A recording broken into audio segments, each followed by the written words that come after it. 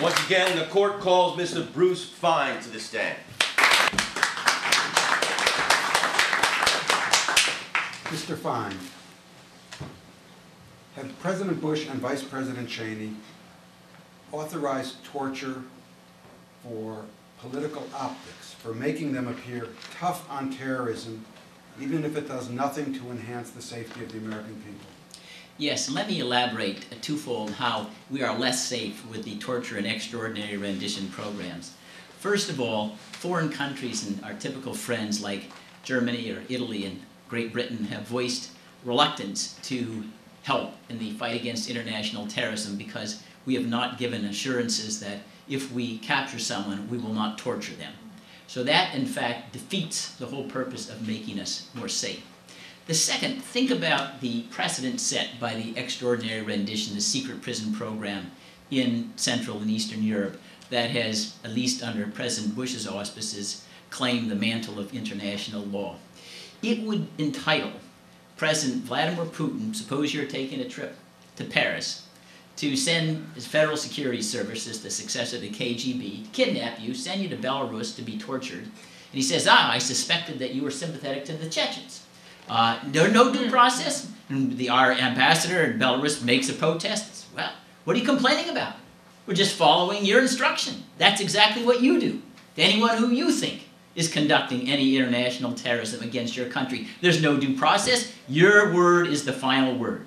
So in this way, he's making us less safe. The only thing that protects us is that we have a lot of power to retaliate now, which may not exist forever. But that's a pretty squalid protection. We have enough might to prevent someone from emulating us. But what is most important about understanding that this is irrelevant to national security, because it betrays a mental universe that sees nothing in the office of the presidency but spotting wedge issues that can be manufactured to gain a political advantage. Precisely the kind of degraded understanding of power that the Founding Fathers thought would require impeachment.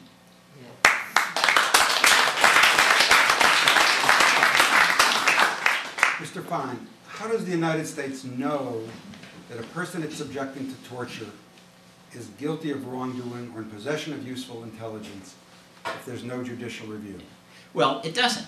And that's the problem also with extraordinary rendition as other unilateral actions of the president. Mr. Shoy, who ran the extraordinary rendition secret prisons program, during a House Foreign Affairs Committee hearing said, well, we get it wrong a few times, but that's the price, that's collateral damage with running this kind of program.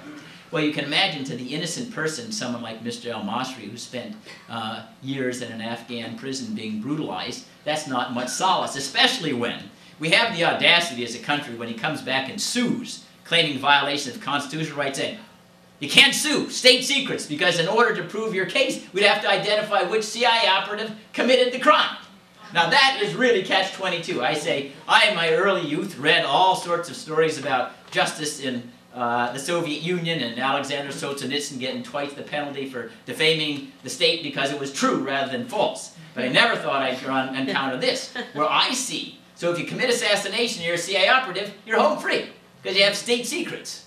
And that, again, underscores that we are not dealing here with isolated instances of violations of the law. This is a mentality that is the epitome of a tyrant, an epitome of King John II, who disappeared people into dungeons and evoked the great Magna Carta of 1215.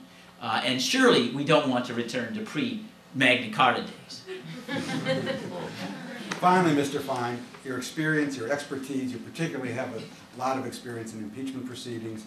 Is there any doubt that impeachment is warranted here of President Bush and Vice President Cheney? No, I think if we look historically, President Bush and Cheney have distorted the Constitution logarithmically above, even Richard Nixon. And that's a high threshold. And let me explain some of the things that have not even been examined in this brief period of what his understanding of his power is to show that the precedents he is setting will lie around like loaded weapons forever unless they're rebuked. He says that since Osama wants to kill us everywhere, and he does, all of the world is a battlefield. We're sitting on an active battlefield right now. We are volunteering to be subject to military law, military force. He could use rockets to kill anyone here he thought was Al-Qaeda. And if he got it wrong, that's too bad. We're sitting on a battlefield. When he's confronted with the natural implications of his theme, he says, well, I haven't done it yet. Not yet. But our rights don't depend on suffrage. We're not vassals and serfs on a monarch's kingdom. And that is a clear earmark of tyranny that requires impeachment more than any other president in the history of the United States. And we've had some very bad ones. Thank you. Thank you.